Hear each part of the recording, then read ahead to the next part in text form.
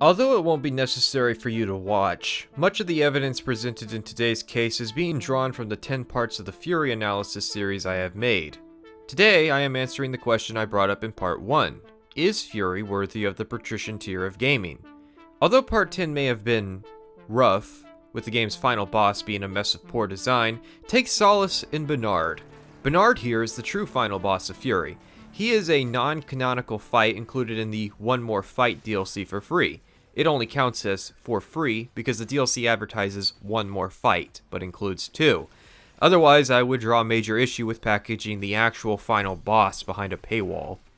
Bernard is the true final boss of Furi, because if each boss is a test of sorts, then Bernard is the semester's final exam. He is almost the perfect form of every boss. The flame and the star are excluded, and the line section has been heavily pruned of the more questionable parts. Bernard uses the movesets of almost every boss in Furi. He is faster, his fight lasts longer, and he is a more visceral fight. The first time I fought him, I was on the verge of death, and I said aloud, "This is fun." This makes him the perfect backdrop for today's video since all the parts are coming together in this finale. The Patrician-tier is an elite list of games. It is an honor awarded to select few titles for good reasons. The first, generally, is that it is considered to be a landmark title in its genre. This isn't a universal trait, but it is common. The second reason is that the game was revolutionary for its time in a few regards, and directly inspired artists in gaming. The third reason is that the game is widely considered to be a masterpiece in its genre by fans of its genre. Patrician games go beyond traditional scoring. They are not 10s, they might not even be 9s, but they are always above average in true score. As you can see, in many aspects, games that can be considered patrician are typically by nature older, being given the necessary time to earn their reputation. In many cases, Furi is still too young a title to be considered for this honor, hence why I am making this case. Furi deserves a position on this list because, to me at least, it is an exceptionally fun game. It has a consistent rule set which can be mastered. It has a solid and consistent aesthetic theme in both visual and gameplay design. Its soundtrack is exceptional in quality. It is effective at telling its story through both exposition as well as diegetic storytelling. Where it can be found lacking is in some critical areas, however. For one, the controls. The lack of polish on the PC controls is inexcusable. It is evident that they only exist to appease PC players who might purchase the game but lack a controller, and that it was designed with gamepad in mind. The second is the oft-complained about dodge button. Dodges only occur when you depress the button, thus there is an inherent delay to dodging, as the game has to take an increment of time to determine if the player is doing a quick dodge or a charged dodge. This is definitely a liability. The third is the camera perspective. It doesn't seem that much effort was made to compensate for the faults of the isometric perspective, thus a certain degree of confusion exists about the bounds of attacks when viewed at this angle. It is difficult to play isometric bullet hell. The fourth is either design oversight or laziness on some bosses, chiefly the star and the line, being tedious slogs that bring down the otherwise exceptional boss roster. The fifth is an as of yet unmentioned issue with the animations. Although most of the cutscene animations are serviceable enough, considering I've pretty much shown all of them in this series, some are not, and many of the fight animations are absolutely terrible. Speaking characters are uncanny looking, and I doubt it is any coincidence the character named The Voice has his mouth concealed.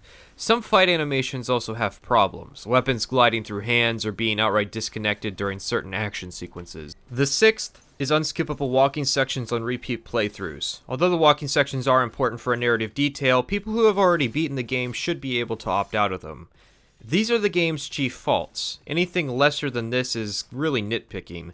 Patrician games are not expected to be perfect and many have issues. The matter is, do these issues outweigh the positives? To that end, I would definitely say no.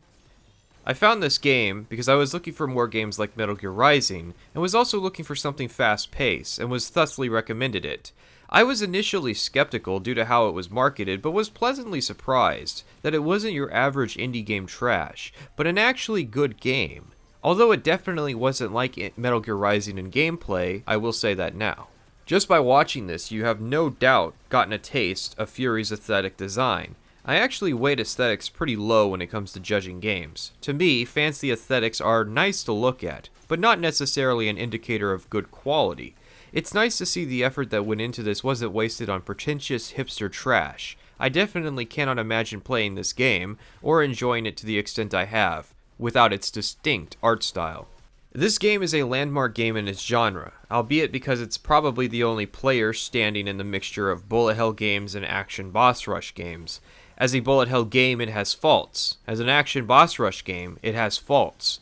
Together is the only way it can stand. It's too early to tell if it has inspired anybody in as major a way that it was inspired by others. And while the game has had some critical acclaim, I don't see it discussed often on the forums I go to, even when I try to bring it up, nor do I ever see much reference to it on more mainstream gaming forums. Furi will probably never do the numbers of the broader gaming audience. Of course, that should never be the goal because the broadest gaming audience plays mobile games.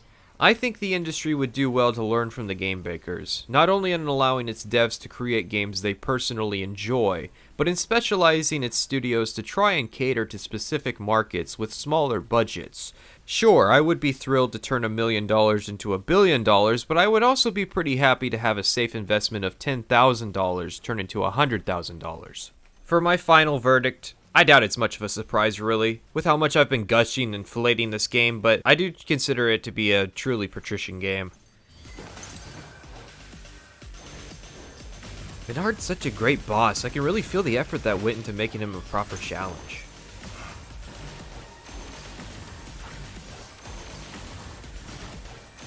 One of the reasons I made this video series was because I wanted to challenge myself to try and talk about something I enjoy for a long period of time, to see if it's possible to create something entertaining when you aren't just nitpicking or ragging on it. I don't know if I succeeded in being entertaining.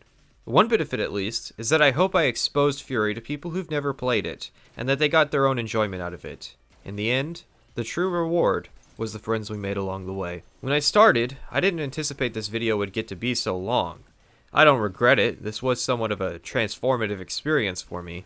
It was a bit of a mistake to dedicate each part to one boss, and towards the end I ran out of broader topics to discuss. I didn't outline this, I kinda leaned back on my enthusiasm for this game to try and properly structure the series by itself. I've learned a lot since I started, and while I've considered redoing at least part 1 to up the quality and try to draw more people in, I've decided against it. Thank God a Furi 2 is never going to be a thing. The devs said so. I don't know if I could handle watching it be bastardized.